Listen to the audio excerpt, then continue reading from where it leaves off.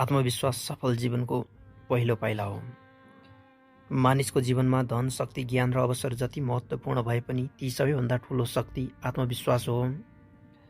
आफूभित्रको क्षमता, मेहनत र निर्णयप्रति विश्वास गर्ने भावनालाई आत्मविश्वास भनिन्छ। आत्मविश्वासले मानिसलाई कठिन परिस्थितिमा पनि दृढ बनाउँछ, असफलताबाट पाठ सिकाउँछ र सफलताको बाटोमा निरन्तर अघि बढ्न प्रेरित गर्छ। त्यसैले आत्मविश्वासलाई सफल जीवनको पहिलो पाइला भनिन्छ। जीवनमा अनेक चुनौती, दुःख र असफलता आउँछन्। कतिपय मानिस ती चुनौतीसँग डराएर पछि हट्छन् भने कतिपय त्यही चुनौतीलाई अवसरमा बदल्छन्। यी दुवै अवस्थाबीचको सबैभन्दा ठूलो भिन्नता आत्मविश्वास हो। आत्मविश्वासी व्यक्ति असफलताबाट निराश हुँदैन, बरु त्यसलाई सफलताको आधार बनाउँछ।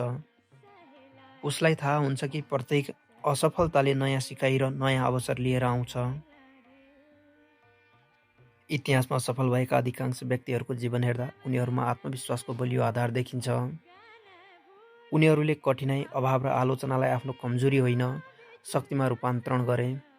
यदि उनीहरूले आफूमाथि विश्वास नगरेका भए आज उनीहरू संसारका प्रेरणादायक व्यक्ति बन्न सक्ने थिएनन्। त्यसैले आत्मविश्वास जन्मजात प्राप्त हुने गुण होइन, निरन्तर अभ्यास, अनुभव, अनुशासन र सकारात्मक सोचबाट विकसित हुने शक्ति हो।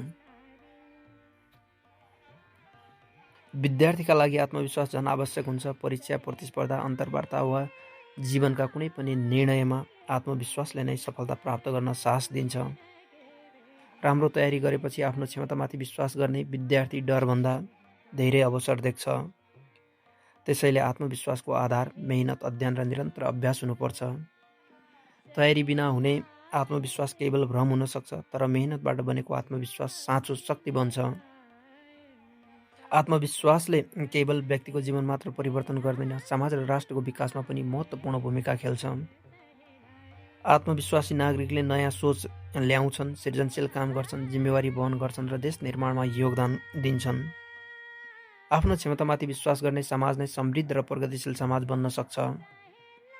तर आत्मविश्वास र अहङ्कार एउटै कुरा होइन। आत्मविश्वासले मानिसलाई विनम्र, जिम्मेवार र कर्मशील बनाउँछ, जबकि अहङ्कारले अरूलाई सानो देख्ने र आफ्नो कमजोरी नस्वीकार्ने प्रवृत्ति जन्माउँछ। त्यसैले आत्मविश्वास सधैँ ज्ञान, विनम्रता र नैतिकतासँग जोडिएको हुनुपर्छ। अन्त्यमा आत्मविश्वास मानिसको सबैभन्दा ठूलो सम्पत्ति हो। धन, पद वा अवसर गुमे पनि आत्मविश्वास बाँकी रह्यो भने मानिस फेरि उठ्न सक्छ, फेरि सङ्घर्ष गर्न सक्छ र फेरि सफल हुन सक्छ। जीवनमा सफलता प्राप्त गर्ने पहिलो शर्त अरूले हामीमाथि विश्वास गर्नु होइन, हामीले आफूमाथि विश्वास गर्नु हो।